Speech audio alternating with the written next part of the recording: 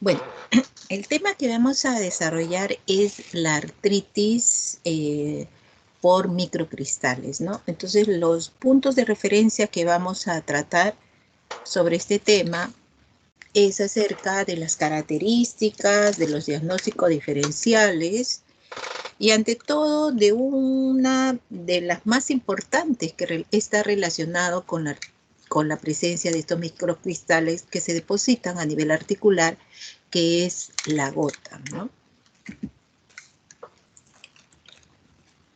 Es muy importante tomar en cuenta a qué se define artritis ante todo por gota, la epidemiología, cuántos pacientes de punto de vista a nivel mundial tenemos de la artritis gotosa, qué factores de riesgo, la fisiopatología, la etiología, los diagnósticos y finalmente buscar un tratamiento oportuno y qué guías tenemos para de alguna manera tener como referencia estas enfermedades. Entonces, estos son los temas que me vamos a desarrollar.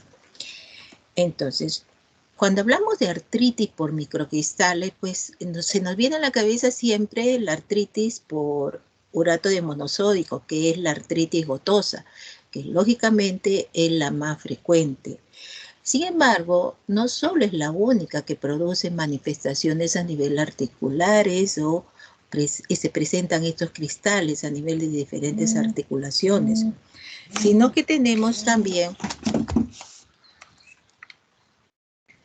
otros microcristales que se depositan también en las articulaciones, como por ejemplo, tenemos acá la presencia de la artritis por pirofosfato de calcio, llamada también gota cálcica, por la presencia de hidroxiapatita o tendinitis cálcica también, o llamada también artritis cálcica, o el depósito básicamente de oxalato de calcio, ¿no?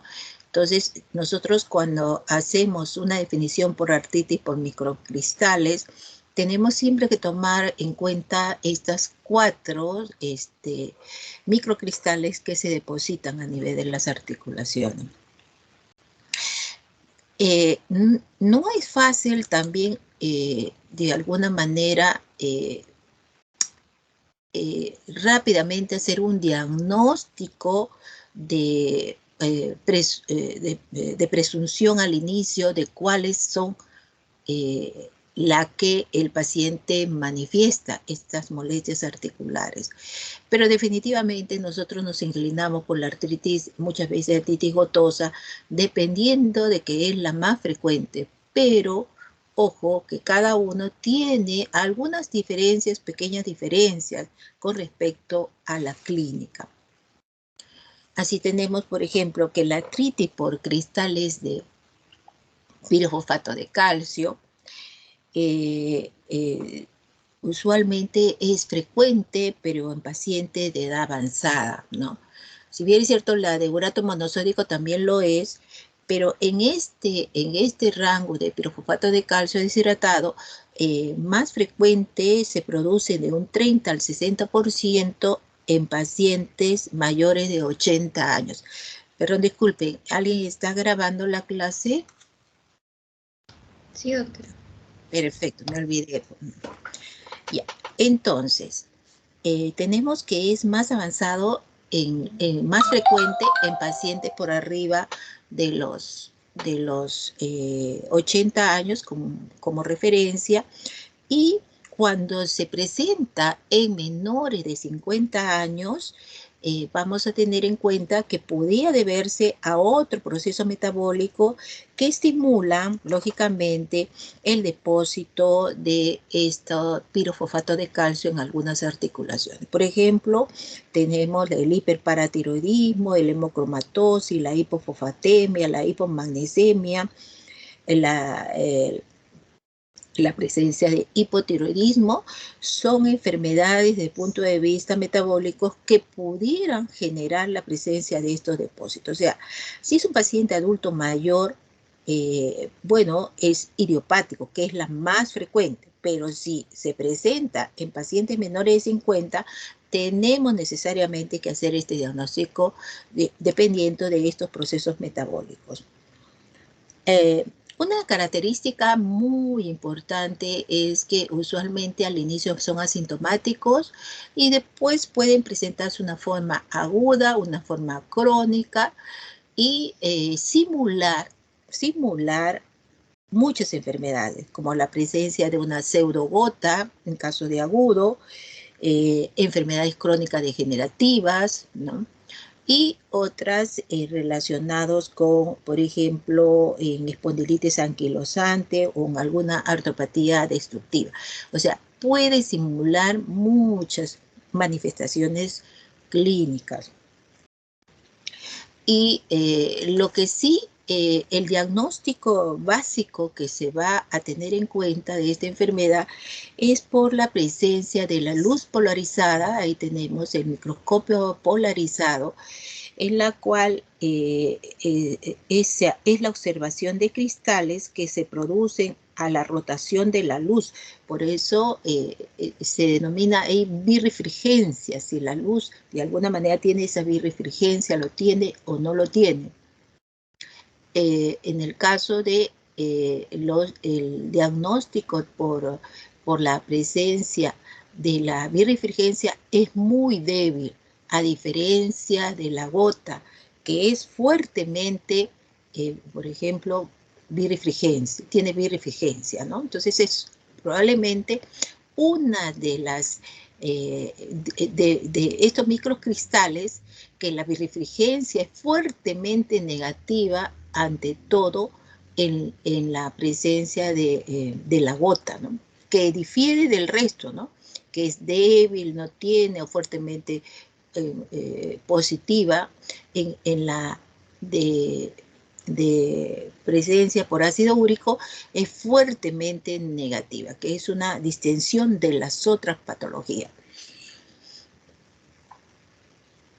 En cuanto de la hidroxiapatita, también es lo que vamos a ver es que es idiopático, ¿no? Y se presenta con más frecuencia en las rodillas y en los hombros. Pero la verdad no hay mucha distinción porque sí, diferencia, porque en las otras, ya sea por urato, pirofosfato, hidroxiapatita, siempre son las mismas, casi rodillas son una de las causas principales. Por eso les digo, es difícil de identificar muchas veces al inicio. La mayoría de veces lo llegamos a identificar por las características de la microscopía, ¿no? Con polarización, ¿no? Y las características de los cristales, ¿no? Que ahí como por ejemplo en la de urato tenemos en forma de aguja, en los pirofosfatos es romboidal, en la hidroxiapatita son muy pequeñitos, ¿no? Puntiformes, y en la de punto de vista de oxalato es bipiramidal. Entonces son las características de eso que lo hacen con la característica de los cristales y la birrefringencia, ¿no? De la luz polarizada. Bueno, en caso de la hidroxiapatita, también tenemos que tener en cuenta de que hay algunas enfermedades que favorecen el depósito de esta hidroxiapatita cálcica. Tenemos igualmente enfermedades desde el punto de vista metabólicas, pacientes con insuficiencia renal, intoxicación por vitamina D, puede ser relacionado con hiperfosfatemia, pacientes con hemodiálisis, ¿no? Pero igual, lo más frecuente es la idiopática. Y cuando el paciente lo presenta joven, lógicamente hay que hacer estos diagnósticos diferentes, estos análisis para conectarlo con estas diferentes enfermedades. Las manifestaciones clínicas usualmente son asintomáticas al inicio, pero pueden ocasionar una artritis muchas veces muy destructiva. Hay depósitos periarticulares, ¿no? en el entorno de la articulación. Es una característica muy específica de esta enfermedad, que son calcificaciones periarticulares. Entonces, una radiografía de las articulaciones nos podría ayudar mucho acerca de este diagnóstico diferencial, ¿no? En cuanto a los oxalatos de calcio, está también relacionados a enfermedad renal, paciente con presencia de, si es presente en pacientes menos de 20 años, igualmente está relacionado con oxalosis primaria, y la localización más frecuente es en las rodillas y manos, ¿no? Usualmente en la radiografía se puede ver una condrocalcinosis, ¿no? Y en la microscopía por polarización vamos a ver que es, y con la birrefringencia es fuertemente positiva. La verdad, de esas 4 artritis por microcristales, la más frecuente es la de urato monosódico, ¿no? Seguida por el pirofosfato cálcico dihidratado. Ahora, en sí, al final el diagnóstico lo tenemos, pero igualmente el tratamiento es similar. O sea, lógicamente la dieta es parte, ante todo, de la presencia de pacientes con urato monosódico, y además el tratamiento, que es similar al resto, como lo vemos ahí, ¿no? Que es para todos similar. Y dependiente, lógicamente, de un disturbio metabólico, habría que corregir este proceso, ¿no? Bueno, pero vamos a tratar en sí lo que es una artritis gotosa, que es la más frecuente, que es la que vamos a ver. Las otras, si bien es cierto, cuando nos falla el diagnóstico de una artritis gotosa, recién vamos a pensar si es la microcristales por las otras que ya los manifesté, ¿no? Entonces, porque la primera que debemos pensar es en la artritis por cristales de ácido úrico, que se produce y se deposita dentro de las articulaciones. Esta manifestación es muy dolorosa, es una, antiguamente, ¿no? Porque no es una enfermedad que la tenemos desde ahora, ¿no? O sea, desde el inicio de la humanidad lo tenemos. Y lo ponían ahí, como vemos en esa pequeña esquema que vemos ahí. Es un pie sumamente doloroso, como la sensación de una mordedura de un ser, pues, no repugnante, que te carcome hasta la profundidad del pie, ¿no? Entonces, esa era la imagen de lo que sentían, ¿no? En la época de 1500, 1600, ¿no? Lo que era la gota en los reyes o en la corte, usualmente, que ingerían excesivamente carne y tenían un factor herencial y se casaban entre primos, hermanos, etc. Y lógicamente tenían un factor de herencia muy importante, y que había muchos dentro de una corte que tenían la misma enfermedad, ¿no? Entonces, esa es la sensación, la réplica de lo que sentían realmente. Es una crisis muy dolorosa. También con el tiempo va a haber la presencia de unos granulomas o tófos en la cual hay depósitos de cristales, y una característica muy importante es que predomina en los varones. Y usualmente hay una prevalencia en la población general que es de 2.6 en el mundo, predominando mayor en los pacientes mayores de 80 años, ¿no? Y que, como le dije anteriormente, predominando de todo en las mujeres. Se asocia esta enfermedad, la artritis, con la presencia de hiperuricemia. Entonces, pero ojo, no todos los pacientes que tienen hiperuricemia van a desarrollar también gota, no es así, pero está asociado definitivamente a la hiperuricemia. En USA tenemos que es aproximadamente 8.3 millones, que vendría a ser 3.9 de pacientes, que tienen la gota. En otros países, lamentablemente, no hay una proporción, ¿no? Porque de alguna manera los estudios de investigación o los datos estadísticos no pueden ser realizados por condiciones económicas, etcétera, porque sí tenemos que hacer, lógicamente, una relación de la hiperuricemia con esta enfermedad. Pero definitivamente en el mundo es muy alta la presencia de esta enfermedad de la gota, ¿no?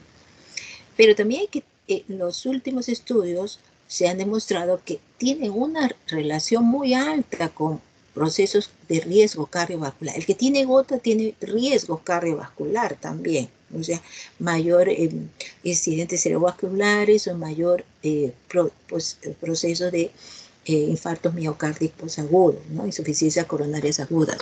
Entonces, esta relación sí hay que tomarla en cuenta porque el paciente gotoso va a tener mayor posibilidad de riesgo de estos trastornos.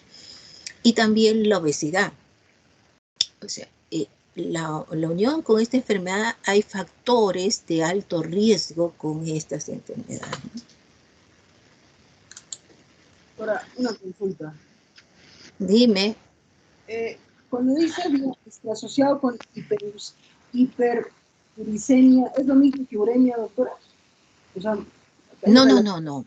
no, este es ácido úrico, ¿ah? Ya.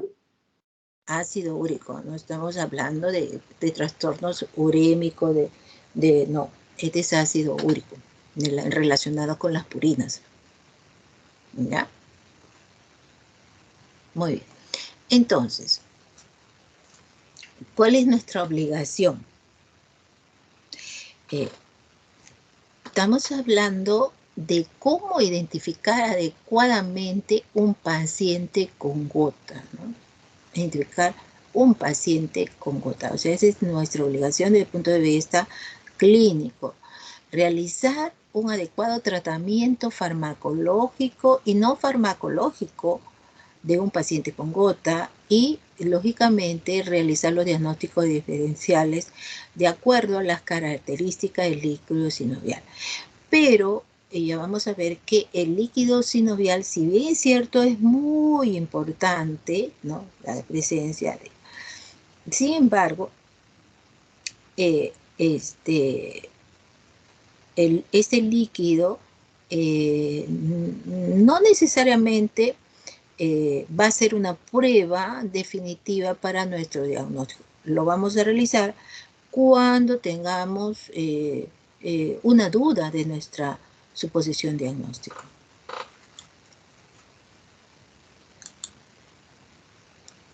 Ahora, en la presencia de los factores de riesgos que de alguna manera determinan esta enfermedad, son ante todo la hiperuricemia, ¿no?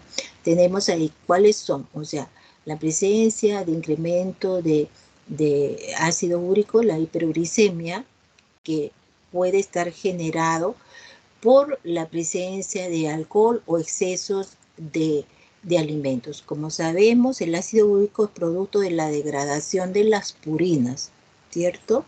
Y esto usualmente está relacionado con el consumo de carnes, de consumo de mariscos, carnes rojas, ¿no? O sea, si yo ingiero exceso de estos alimentos, voy a incrementar mi ácido úrico. Y ese ácido úrico, bueno, en algunos pacientes no lo van a poder depurar adecuadamente. ¿Qué es lo que existe en los pacientes que en el caso de la causa de hiperuricemia y la presencia de gota está más relacionados a la idiopática, ¿no? Entonces, porque normalmente nosotros lo consumimos exceso de ácido úrico, pero también lo eliminamos, este ácido úrico, excepto que falle un factor en la excreción de ácido úrico, por ejemplo, en falla renal, ¿no? En caso de falla renal, vamos a disminuir esta excreción de ácido úrico, por lo tanto también en el organismo se va a elevar el ácido úrico, ¿no? Por una falla de excreción. Pero entonces el paciente que tiene de alguna predisposición genética y yo consumo exceso de carne, voy a elevar mi ácido úrico, pero en sí cualquier persona que ingiera exceso de carne, por eso dicen, ¿no?, que la carne es muy tóxica. Bueno, sí, porque condiciona a muchos factores de alto riesgo.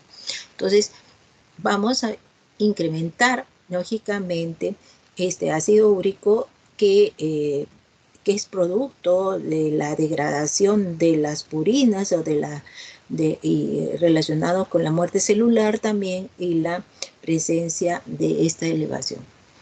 Pero además hay fármacos que pueden conducir también a la presencia de hiperuricemia, por ejemplo, la hidroclorotiazida, ¿no? O sea, tenemos que saber cuáles son los factores de riesgo. La obesidad también puede generar también incremento de la hiperuricemia, la hipertensión igualmente, o enfermedades linfoproliferativas, ¿no?, que se produce mayor muerte celular, por lo tanto va a haber más producción de ácido úrico, como medicamentos, la quimioterapia, que va a generar también mayor incremento de ácido úrico, ¿no? Entonces, por eso en algunos pacientes con enfermedad linfoproliferativa se da también alopurinol porque para evitar la hiperuricemia, ¿no? Porque hay un incremento por la mayor presencia de apoptosis o la presencia de destrucción masiva de células, va a generar mayor presencia de ácido úrico. Estos factores son modificables porque de alguna manera lo podemos controlar. Sin embargo, hay factores que no podemos modificar. Por ejemplo, es más frecuente en la persona adulta mayor. El género tampoco no lo podemos modificar. Factores genéticos no lo podemos modificar. Y la enfermedad renal crónica, si tiene algún paciente y no excreta el ácido úrico, también de alguna manera pudiera presentarse mayor presencia de ácido úrico a nivel sanguíneo, ¿no?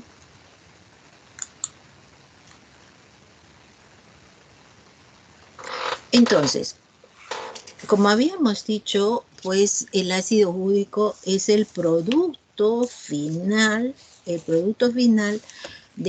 metabolismo de las purinas. El metabolismo de las purinas. Por lo tanto, va a generar hiperuricemia. Entonces, ¿cuándo se considera el aumento de los niveles de ácido úrico en la sangre? En el varón se toma como referencia por arriba de 7 milímetros de mercurio. Miligramos, perdón, por decilitro. 7 miligramos por decilitro. Y en la mujer, por arriba de 6 miligramos por decilitro, ¿no? Normalmente los valores normales están entre 0 y 5 miligramos por decilitro. Pero cuando tenemos un aumento ya podemos decir que hay una hiperuricemia. Pero ojo, no necesariamente vamos a decir que tiene gota, ¿no? Porque la gota hay manifestaciones desde el punto de vista articular. O sea, yo puedo estar con 9 miligramos por decilitro de ácido úrico y no necesariamente yo tengo un diagnóstico de gota, sino tengo una hiperuricemia, ¿no? Y bueno, entonces es muy importante pues el metabolismo de estas purinas, en la cual lógicamente esta degradación, este producto de degradación de las purinas se va a traducir finalmente en la formación de adenosina y guanosina, y finalmente esto por acción de la xantina oxidasa, la hipoxantina y se va a transformar en xantina y finalmente la formación de ácido úrico. Bueno, entonces estos elementos son muy importantes porque, por ejemplo, esta transformación por la xantina oxidasa a xantina y finalmente el ácido úrico se tiene como elemento fundamental para evitar la formación de hipoxantina-xantina y finalmente ácido úrico en los medicamentos que se usan, ¿no? Para evitar ese exceso de formación de ácido úrico. Además de la dieta, se da también para evitar esta formación en caso de posteriormente de tratamiento. Formado este ácido úrico, ¿no? Lógicamente, hay dos factores que también podrían influir, ¿no? En este proceso, como es el PRPP, que aumenta la actividad, que es una enzima, que es la fosforibosil pirofosfato sintetasa, que es la que va a aumentar la síntesis de purina, ¿no? O sea, también, o sea, un aumento de la actividad de este PRPP va a generar también incremento del ácido úrico. Y otra enzima que es el HGPRT, que es la guamina fosforibosil transferasa, es la que disminuye de alguna manera la síntesis de ácido úrico. Normalmente estas están equilibradas, pero ya sea exceso de incremento del PRPP o un déficit de HGPRT, como le dije, que la hipoxantina guamina fosforibosil transferasa, va a traer como consecuencia también, lógicamente, tanto la elevación como de la formación de ácido úrico, ¿no?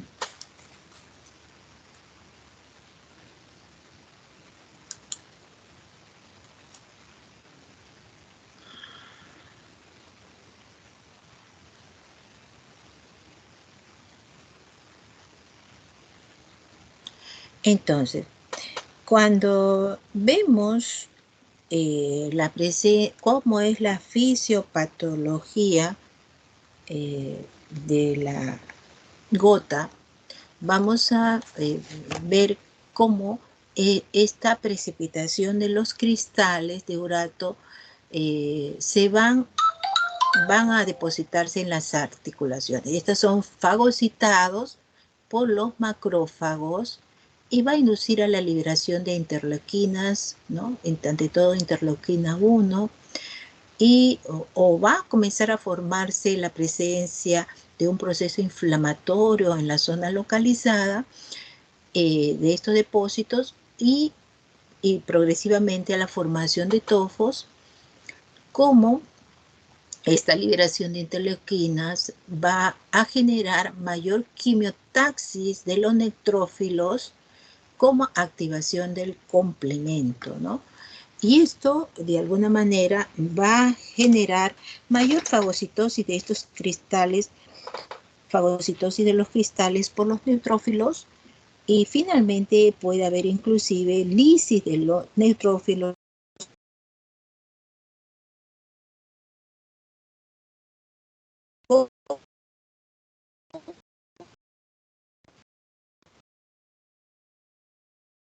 inflamatorios.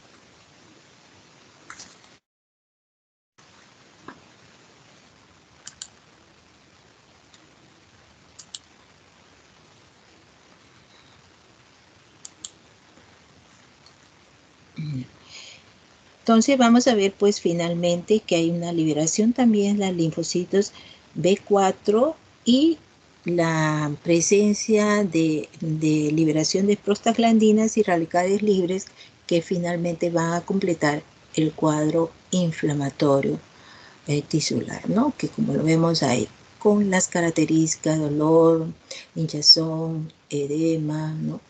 e incapacidad funcional, que son las características del proceso inflamatorio.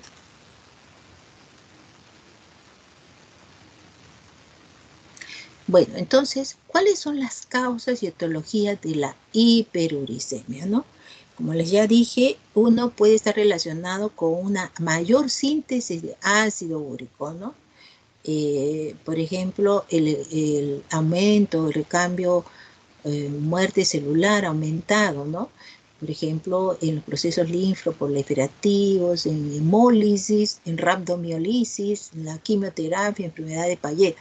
Y todas estas enfermedades van a cursar con hiperuricemia, porque hay lógicamente incremento de las purinas, ¿no? Relacionado con la degradación del ADN, ¿no? Entonces van a generar, pues, ¿no?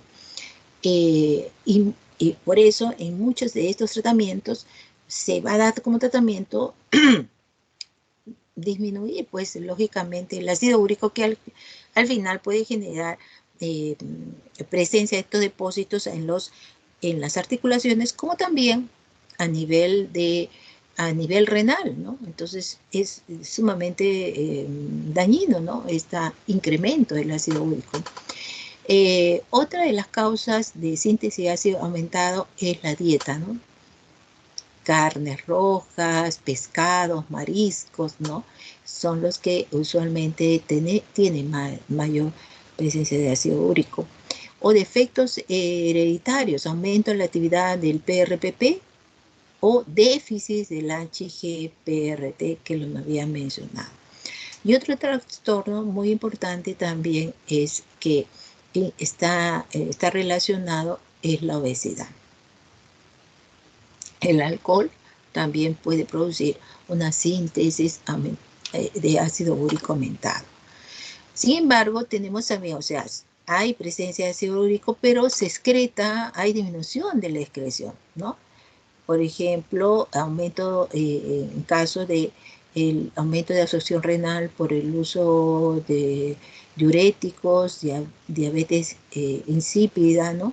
Dentro de los diuréticos, la hidroclorotiazida. Si el paciente tiene hiperuricemia y además yo le doy hidroclorotiazida, ojo, es contraproducente porque va a aumentar todavía la absorción renal. Entonces, hay que tener mucho en cuenta qué medicamentos está usando el paciente que tiene hiperuricemia.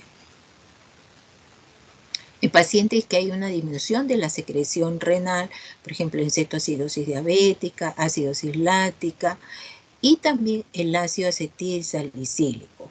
Entonces, en pacientes con cardiopatía coronaria hay que ver si es tan indispensable el uso del ácido acetil salicílico o se puede cambiar por otro antigradiente plaquetario, por ejemplo, el clopidogrel, para evitar justamente, si este tiene hiperuricemia, de alguna manera el uso de ácido acetil salicílico podría generar más disminución de la secreción renal, ¿no? Y por lo tanto, la excreción disminuida de ácido úrico, ¿no? Y otros en pacientes lógicos que tienen insuficiencia renal. Ahí ellos excretan, hay una disminución de excreción disminuida de ácido úrico.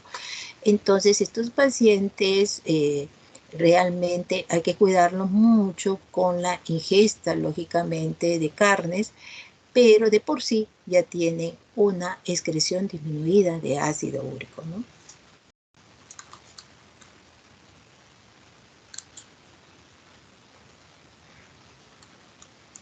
Entonces, tenemos de que la hiperuricemia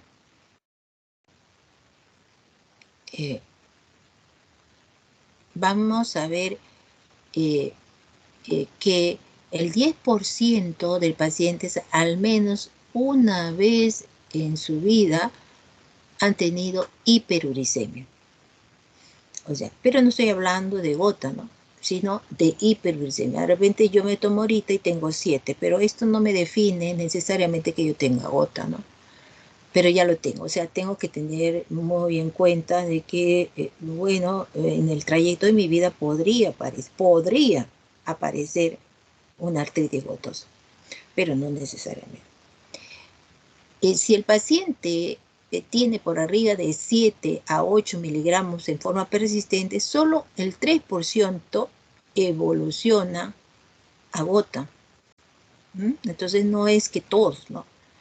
Y si tienen mayor de 9 miligramos por decilitro, el 22%. O sea, a más alto, la mayor posibilidad de que finalmente llegue a hiperuricemia.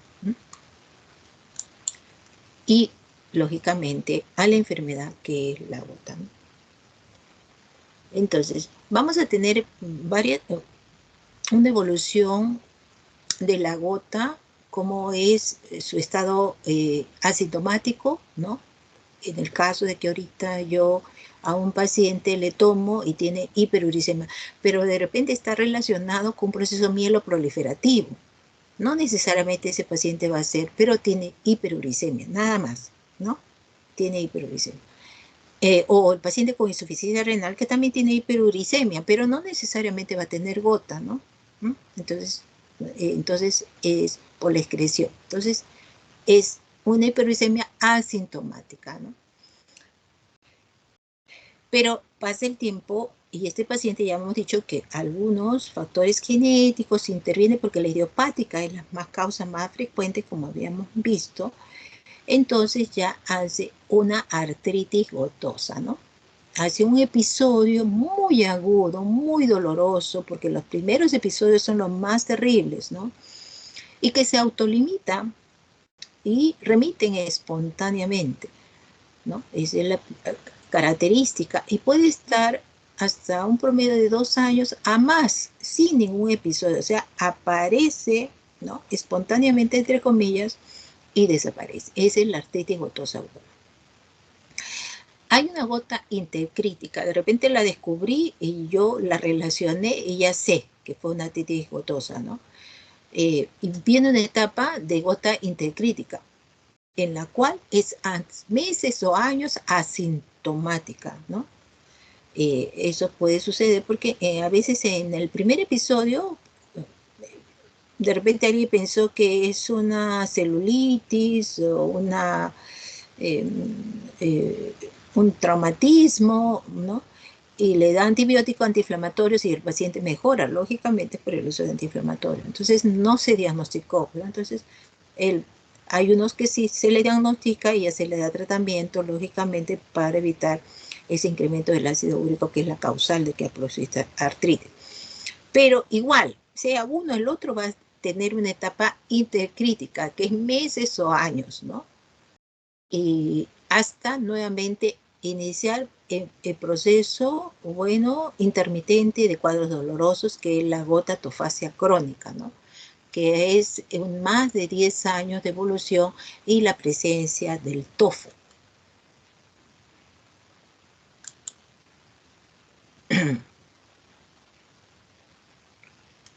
Entonces, como le dije, la primero es la forma aguda, que el paciente comience a hacer una artritis gotosa 10 a 30 años posterior a una hiperuricemia, ¿no? O sea, en este momento no lo hago, pero de repente soy el grupo del 3%, el 22% que en el futuro voy a hacer una gota aguda.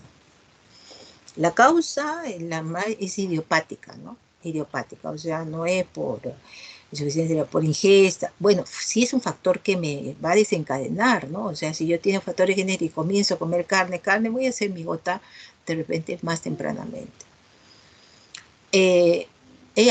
Hay un dolor muy intenso, es uno de los dolores más intensos, ¿no?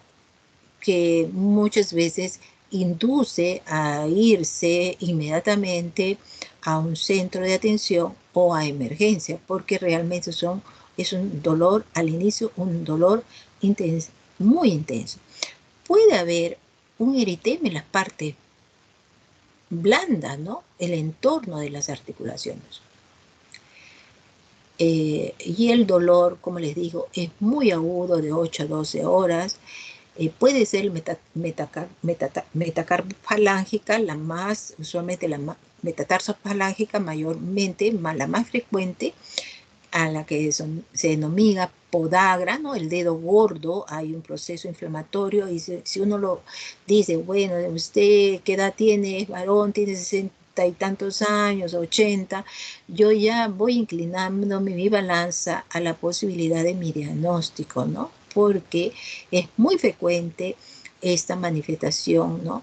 Inflamatoria en el dedo gordo del pie, que se denomina podagra. Entonces, identificar eso ya es ya muy fácil, ¿no? Para nosotros, ¿no? Y no en otra articulación más en eso. Pero, sin embargo, también puede haber otras articulaciones en medio del pie, tobillo y rodilla. En la crisis aguda, en esta fase aguda, va a haber fiebre, escalofríos y malestar general. Entonces, ustedes me preguntarán, pero doctora, parece que es una celulitis, una infección. Efectivamente, podría hasta el médico confundirnos y si no tenemos, de repente, no hacemos una buena historia, porque también hay que preguntar, ¿la familia tiene usted familia con gota o con hiperuricemia? ¿Usted lo ha tenido alguna vez? Se nos pasa eso y nosotros definitivamente vamos por ese proceso inflamatorio que hay en esa articulación, muchas veces lo podemos confundir con un cuadro infeccioso, ¿no?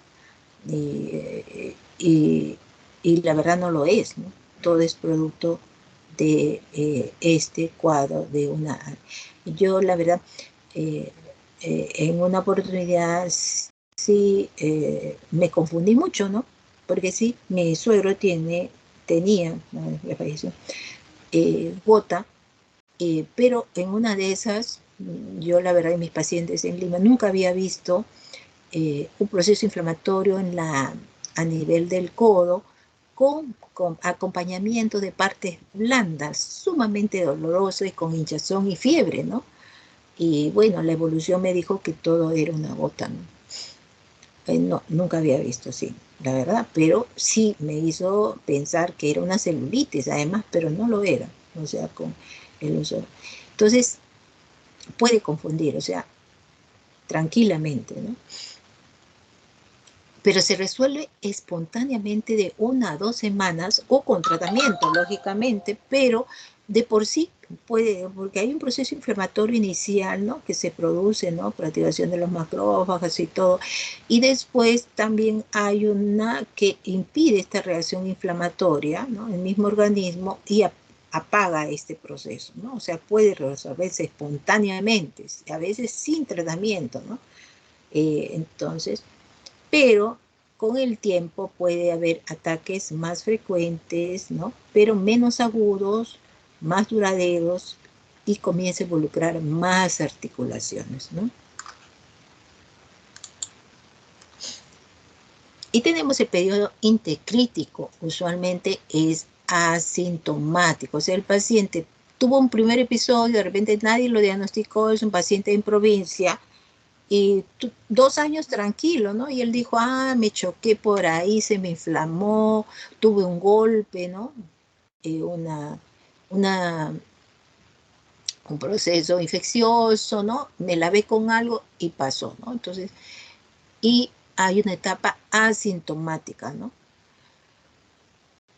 Pero a pesar de eso, que esas asintomáticas siguen depositando estos microcristales a nivel de las articulaciones y comenzar a formar los tofos que movemos ahí, ¿no?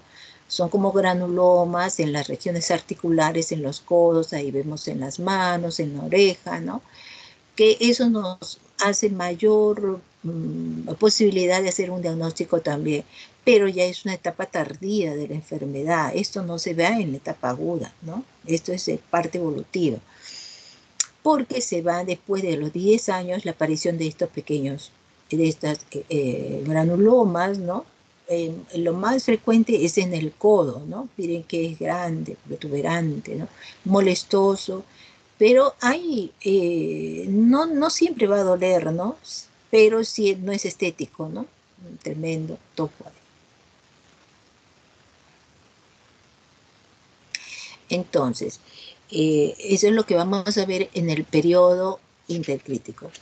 En los ataques de gota puede ser inclusive en la etapa aguda, puede generarse la presencia de un curso muy variado, rápidos, ¿no?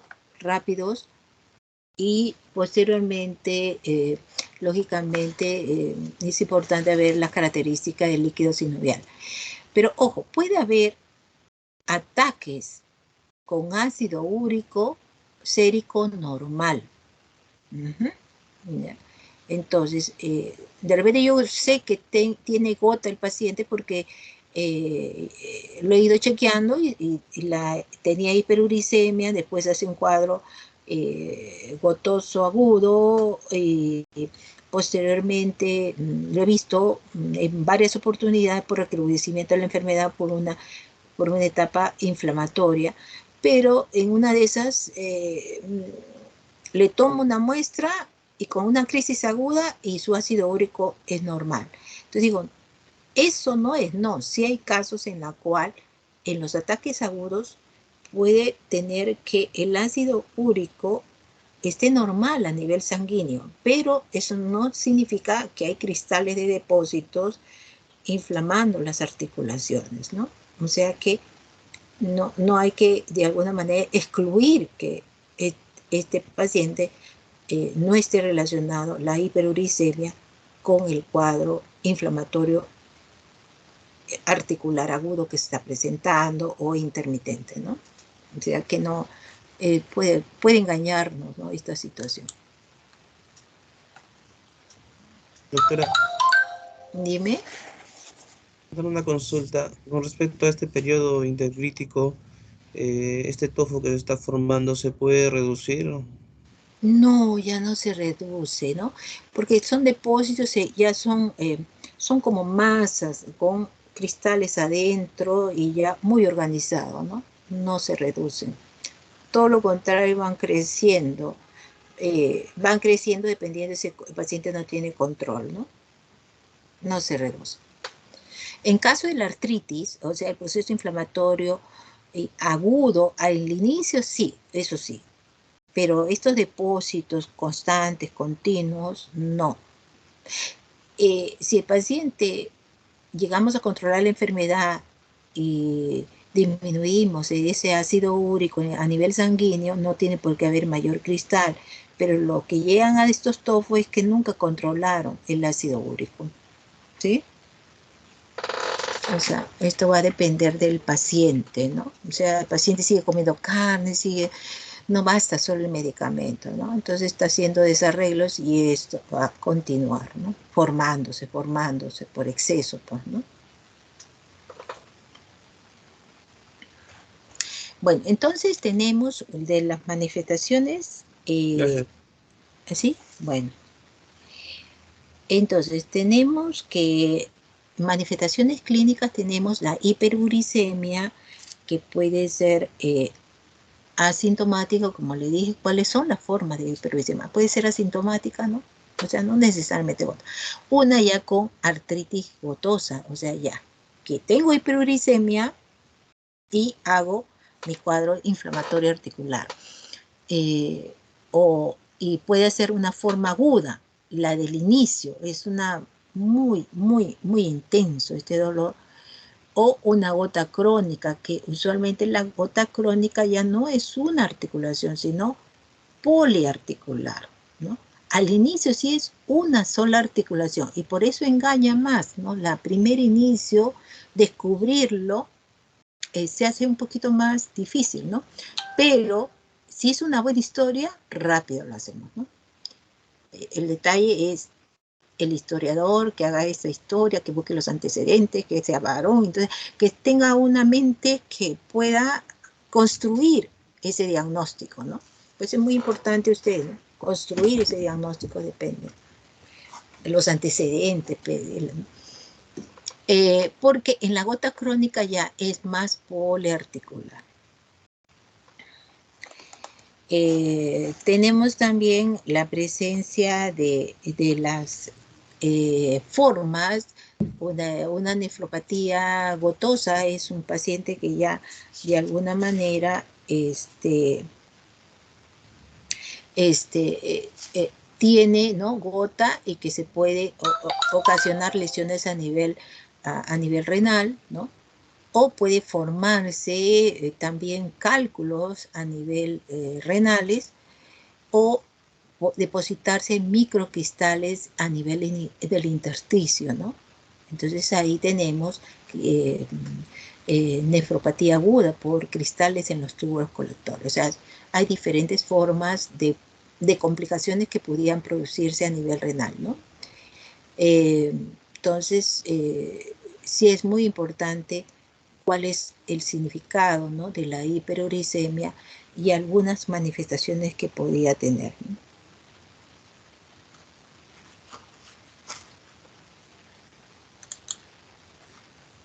Bueno, estas son algunas de las imágenes que tenemos, ¿no?, de la presencia de la signos inflamatorios muy evidentes, como tenemos ahí, ¿no?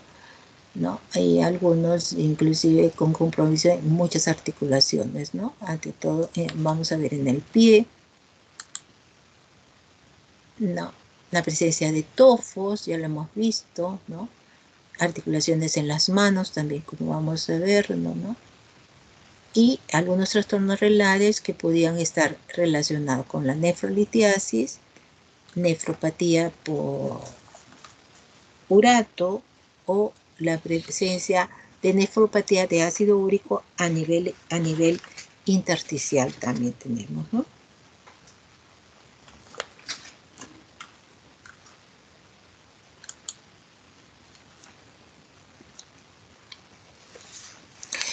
¿Cómo hacemos el diagnóstico para en caso de la hiperuricemia, ¿no?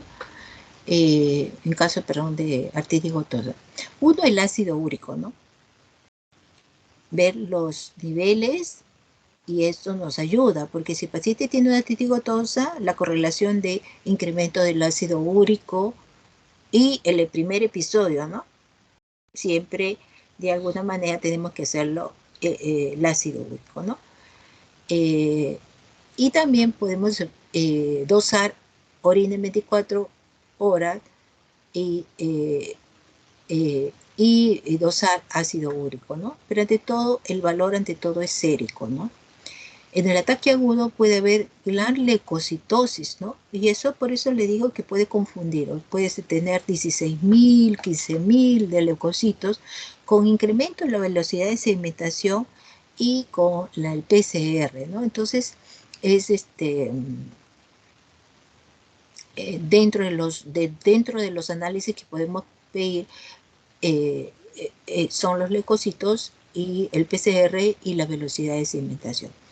Si hay alguna duda de nuestro diagnóstico, vamos a pedir la presencia de la toma de muestra del líquido sinovial, ¿no? Para ver la cantidad de leucocitos, para ver también la presencia de estos microcristales y las características de ellas, ¿no? Y también vamos a tomar radiografía y ecografía si hay algunas alteraciones a nivel óseo y articular, y también la presencia de cantidad de líquido que se presenta en esta articulación como alteraciones de partes blandas o a nivel articular y de hueso, ¿no? Entonces, sí nos ayudan estos análisis que le vamos a pedir. Por ejemplo, tenemos acá imagen de sacabocado, ¿no? Que es erosiones, que está relacionado básicamente con incremento de ácido úrico, pero en pacientes ya con una evolución bastante crónica, ¿no? Algunas deformaciones que ellas producen, miren, ¿no? Usualmente la R es más periférica, ¿sí? Y por ejemplo, en caso de artritis psoriásica, un poquito más central. Estas son imágenes, muchas miran, del sacabocado, ¿no? Muy Tenemos, bueno, ¿cómo se hace el diagnóstico de gota? Bueno, ante todo es clínico y la evidencia, lógicamente, del incremento de ácido úrico, como la presencia de microcristales de ácido úrico en los niveles de las articulaciones, ¿no? Y la reacción inflamatoria a nivel articular. Sin embargo, no todos los pacientes se van a hacer, pues, la presencia de un muestreo a nivel del líquido sinovial, ¿no? Por lo tanto, se utilizan algunos criterios que nos podrían ayudar a hacer la probabilidad de diagnóstico de gota, ¿no? Pero ante todo son clínicos, ¿no? Por ejemplo, sexo masculino, episodios previos de artritis, ¿no? Que pondríamos hasta 2 puntos. Los inicios muy agudos, la presencia, no sé, por favor, ¿alguien tiene su micro prendido? Ya, muy bien. Si hay procesos inflamatorios en la articulación, la presencia de la afectación de la primera metacarpofalángica, este es casi es patognomónico de hiperuricemia, ¿no? Como lo habíamos visto en las fotografías, ¿no? La presencia del podagra, primer metacarpofalángica. Y si el paciente tiene historia de enfermedad hipertensiva cardiovascular, y si tiene el ácido úrico mayor de 5.8 miligramos por decilitro, ¿no? Y ahí tenemos una puntuación. Pero la verdad, si yo tengo antecedentes, es varón, tiene la articulación o sea, ya es diagnóstico, ¿no? O sea, por eso le digo, es ante todo bastante clínico. Bueno, y me va a ayudar el ácido úrico, pero como hemos visto, muchas veces el ácido úrico puede salir normal a nivel sanguíneo porque estos depósitos están a nivel en la articulación, ¿no? Y eso no me descarta la posibilidad de mi diagnóstico. No siempre, pero sucede en casos en que sí se ha encontrado a nivel sanguíneo ácido úrico normal. Bueno, y la interpretación de esta escala diagnóstico es básicamente la suma de ellos, y cuando la puntuación es entre mayor de 8, hay una probabilidad de diagnóstico hasta 80.4. Acá no se toma en cuenta, ¿no?, la característica del líquido sinovial, ¿no? Porque la verdad muchas veces no se le hace, y la birrefringencia por la luz polarizada en Perú es un método simple, pero lamentablemente no tenemos esa luz polarizada en los diferentes centros hospitalarios, ¿no?, que trabajamos, ¿no? Y por lo tanto no se realiza, ¿no? No es que no sepan, sino que no hay ese instrumento tan básico, ¿no? Entonces, según esta puntuación, si tiene mayor de 8, posibilidad hasta 80.4 que sea un diagnóstico, ¿no? Ácido úrico, por ejemplo, tiene mayor de 5.8, o sea, ya tendría 3.5. Si tiene la presencia de afectación de la primera metacarpofalángica, mire, ya ahí sería 6 puntos. Y si es sexo masculino, 8 ya está, ¿no? O sea, por eso le digo, es ante todo más clínico, ¿no? En cuanto al tratamiento, entonces, el tratamiento hasta ahora tenemos que los objetivos, ¿no?, es reducir la uricemia, y el otro es un tratamiento y profilaxis en los episodios agudos, que sí va a variar un poquito con respecto al tratamiento, ¿no?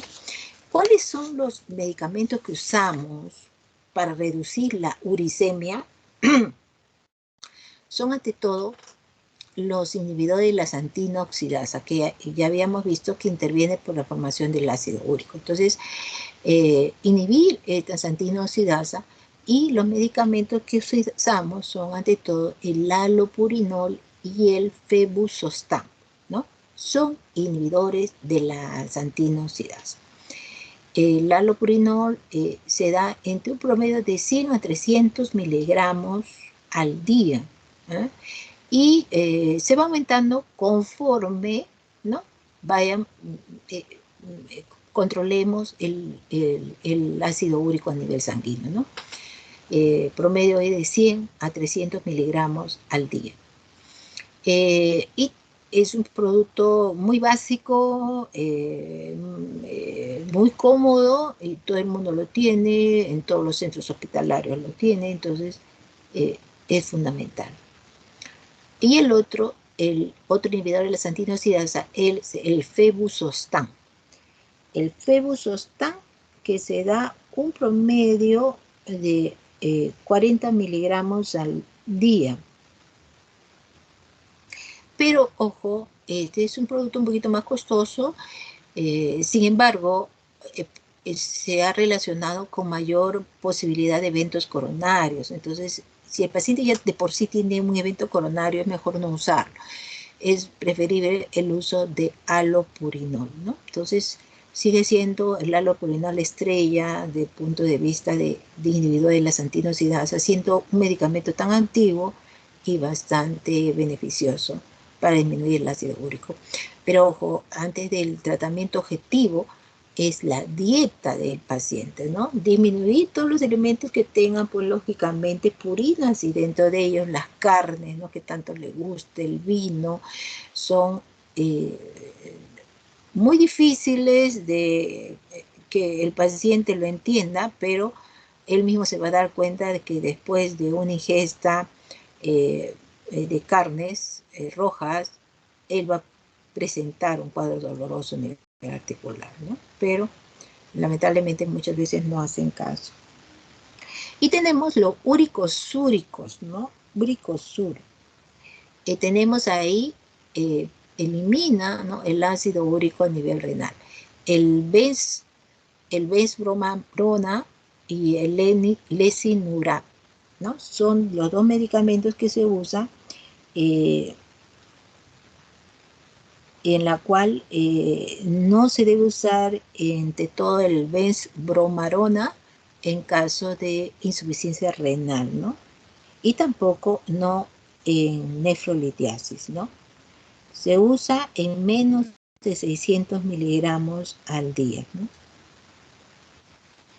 O sea, la primera opción son los inhibidores de la santiinoxidasa y la segunda opción son los uricosúricos. En pacientes que no se controlan bien, sí se pueden tomar un inhibidor con un uricosúrico. La diferencia es que los uricosúricos son un poquito más caros, ¿no? Son muy buenos, pero son muy caros, ¿no? Casi en nuestro medio muy difícil usar estos uricosúricos por lo costosos si no hay en el mercado, ¿no? Por otra parte, en tratamiento de la profilaxis de los episodios agudos, que es en caso de reducir la uricemia, son pacientes crónicos en la parte intercrítica o crónicos, ¿no? Entonces ahí es donde yo voy a usar básicamente de mantenimiento, sostenimiento, para evitar justamente el recrudecimiento de la enfermedad, ¿no? Que se ve muy frecuentemente en la fase crónica ya, ¿no? Ya no son episodios tan agudos, pero sí hay episodios intercríticos, ¿no? Mayor presencia de activación de la enfermedad, ¿no? O sea, ya cuando tiene el TOFO, usualmente comienza a presentarse más frecuentemente, pero episodios más cortos, ¿no? En caso de los episodios agudos, ya sea en la etapa inicial o en la etapa crónica, ¿no? Y que va a haber también episodios, ¿no? Intercurrencia, vamos a usar los antiinflamatorios, ¿no? Inhibidores de la COX-2, ¿no? Y la COX-1 también podría ser, ¿no? Es muy importante, por ejemplo, el diclofenaco, el ibuprofeno, indometacina, o el celecoxib, etercoxib. Cualquiera de ellos se puede usar, ¿no? Para, de alguna manera, la etapa inflamatoria. Pero sí a una buena dosis, ¿no? Yo no le voy a dar un celecoxib de 200, es muy poco, ¿no? Tiene que ser mínimo 400, ¿no? O no le voy a dar de repente un ibuprofeno de 400 al día, ¿no? Cuando se podía dar hasta un promedio cada 8 horas, o sea, la dosis adecuada y bastante, ¿no? No a dosis insuficiente, que a nadie le va a liberar el dolor. Entonces, es antiinflamatorio. Otro medicamento es el uso de la colchicina, ¿no? Como tratamiento en los episodios agudos, ¿no? O sea, no lo vamos a usar en la etapa crónica o en la etapa de intermitencia, ¿no? Sino en la etapa de agudez de la enfermedad, episodios agudos, ¿no? Es también un antiinflamatorio. Muy utilizado todavía, muy buenos efectos, ¿no? Se usa entre 0.5 miligramos, ¿no? 2 veces al día, ¿no? 2 veces al día. Y al inicio sí se le da un promedio hasta 1.6 a 2 miligramos al inicio. Y después tenemos una terapia de mantenimiento. Esa es la colchicina. Y también el uso de corticoides. Entonces, no hace, de repente el segundo día dice, doctora, yo sigo con el mismo dolor, no mejora. Estoy con mi AINES, mi colchicina, y puedo agregarle corticoides, ¿no? Intraarticular o vía sistémica, ¿no? Ya sea por vía oral o, de todo vía oral o intraarticular, ¿no? Cuando hay una articulación que realmente hay un proceso inflamatorio muy severo, se podría usar, ¿no? Entonces, puede ser el uso de su colchicina sola o un AINES. La verdad que la mayoría usamos un AINES y la colchicina. Ya si el paciente ya, en el caso, no mejora, ya corticoide, ¿no? Corticoide. O sea, se podría sumar hasta las 3, ¿no? Y finalmente, si no hay una mejoría, los inhibidores de la interleuquina 1, ¿no? La verdad que muy pocos llegan a eso porque es un medicamento bastante caro y su efecto sí es bueno, pero no es que genere mucha expectativa, ¿no? De mejoría. Ahí está. El allopurinol, ¿no? Ya habíamos dicho, es la primera opción después que pasamos a el Febuxostat, ¿no? Ya habíamos dicho, mucho cuidado con los pacientes con cardiopatía.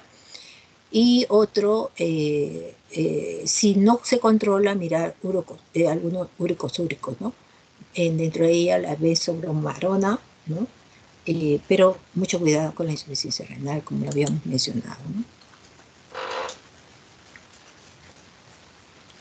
Bueno, entonces, finalmente, ¿no? La artritis gotosa aguda y crónica es más frecuente, ¿no? La gente, hay una sobrealimentación, ¿no? De los pacientes, con mala alimentación, ¿no?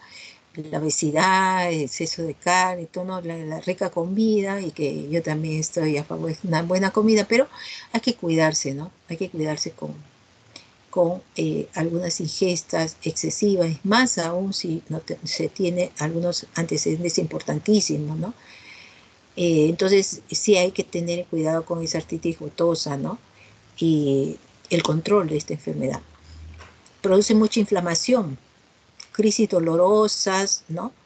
Y la calidad de vida no es buena, pues, ¿no? Imagínense con estas crisis de recrudecimiento de la enfermedad, con un mal control de la enfermedad, ¿no? No es que todos van a tener, sino hay que controlarlos, ¿no? El paciente tiene que entender cuáles son los factores de riesgo, qué es lo que genera esto y por qué, y cómo podemos controlarlo. En su mano está justamente el control, ¿no? Hay que tener mucho cuidado con los eventos adversos, ¿no? Mucho cuidado con los medicamentos que se va a usar, como por ejemplo asociados, ¿no? Que están contraindicados, por ejemplo la hidroclorotiazida, los más frecuentes, de repente la aspirina. Tener mucho cuidado, no suspender la aspirina porque a veces es muy difícil de suspensión, pero la hidroclorotiazida sí la podemos suspender y darle otro diurético, ¿no? En casos de hipertensión, pero sí hay que tener mucho cuidado, ¿no? Hay numerosas opciones de tratamiento, ¿no? Muy importante también la patogenia, cómo se produce esta enfermedad, hacer un diagnóstico, y esto lo pueden hacer cualquiera profesional de atención primaria. Por eso es el médico general debe saber esta enfermedad, ¿no? Porque hay que ir al reumatólogo para esta enfermedad, se tiene que ir a la especialista, no, como lo ven, ¿no? O sea, lo ideal es que se quede en un centro de salud, un profesional de atención primaria lo vea, y es lo que ustedes usualmente van a hacer en primera instancia, porque probablemente todos, o casi todos, van a optar por hacer una especialidad, pero al inicio van a ser profesionales de salud de atención ¿no? básica o primaria, y que de alguna manera tienen que conocer. Al ir al CERUM, al hacer el internado, de todo el CERUM, es la que van a, todos estos conocimientos, ustedes pueden tratar fácilmente sin necesidad de que hacen su diagnóstico y poderlo manejar sin llegar a la especialidad, ¿no? Muy bien.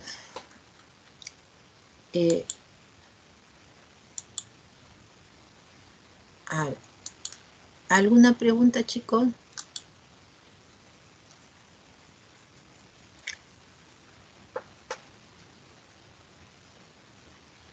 No hay preguntas. Muy bien. Entonces, dime, Adriana. Adriana. Y puede ser que esa... No he escuchado nada. Puede ser que ese nódulo que se presenta en el primer metatarso falángico puede presentarse en la mano en lugar de Claro que que sea en sí. el pie, Claro que sí. como primer síntoma. Sí, también puede ser. O sea, pero lo patonomónico usualmente se presenta en la primera metatarso falángica, ¿no? Que se denomina podar. Pero no necesariamente todos van a tener esa forma de presentar. Lo usual es eso, ¿no? O sea, en medicina tampoco no es nada es absoluto, ¿no? Gracias, doctora. Doctora, una Dime. consulta. Y como menciona la compañera Adriani, se parece ese tipo de tofo en la articulación de la mano. ¿También se podría cuantificar en la escala diagnóstica de la gota? ¿O solamente tiene que ser en el metatarso? No, El meta- el tofo en cualquier articulación, en el codo, en las manos, en la oreja, ¿no? Los tofos se pueden presentar en cualquier zona articular. Son depósitos de cristales. Ahí le puedo dar igual si aparece ese tofo 2.5, como ahí dice 2.5. Claro que sí, claro que sí. Sí, no necesariamente. Lo que pasa es que ahí ponen 2.5 en la metatarso falángica, en la podagra, ¿no? Fíjate, porque es patonomónico casi, ¿no? Pero no necesariamente, ¿no? No necesariamente. Muy bien, chicos, nos vemos en la próxima clase. Cuídense mucho. Nos vemos. Espérense un Gracias. ratito.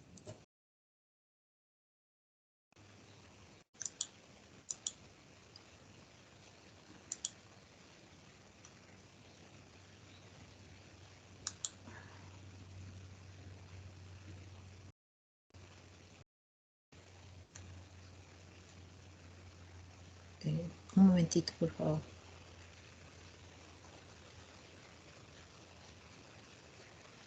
Quiero ver quiero la lista, descargarla. Ok, ya le tomé lista. Pérez no ha venido.